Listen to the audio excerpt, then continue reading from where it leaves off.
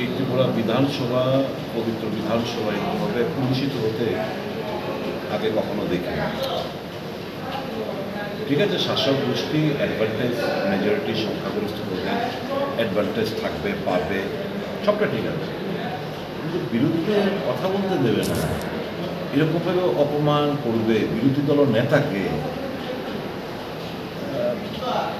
এবং সমস্ত কিছু নর্মস, তার ডিগনিটি, সমস্ত কিছু অবজ্ঞা করে, মানে গায়ের জোরে তো বলবো না, অর্থের গরমের জোরে এটা যা খুশি তা করে বেড়াচ্ছে। এবং এটা কষ্ট হয়ে বলতে, লজ্জা হয়ে বলতে, স্পিকারের চেয়ারের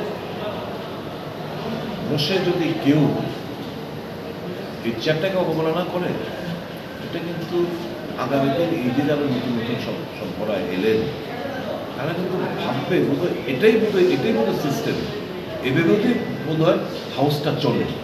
কিন্তু এটা তো আমাদের নিয়ম, যে rules and procedure, conduct of বিজনেসের সম্পূর্ণ বহির্ভূতভাবে এই বিধানসভা বর্তমানে চলছে।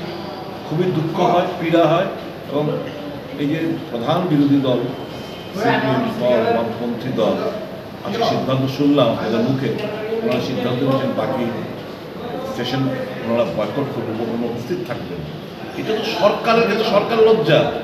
একটা বাজেট অধিবেশনে আমার অন্তত জানা নেই পুরো বাজেট অধিবেশন বিরোধী শূন্য, মানে প্রধান বিরোধী দল শূন্য থাকবে না, বাজেট পাস হয়ে যাবে। এটা তো সরকারের ডিসক্রেডিট। আমার এপিল থাকবে মুখ্যমন্ত্রীর কাছে, মুখ্যমন্ত্রীকে আমি আজকেও বলেছি দাঁড়িয়ে, আপনি ইন্টারভিউ করে জিনিসটা একটু সমাধান করুন, কিন্তু মুখ্যমন্ত্রী ইতিবাচক ভূমিকা আমরা দেখতে পেলাম না।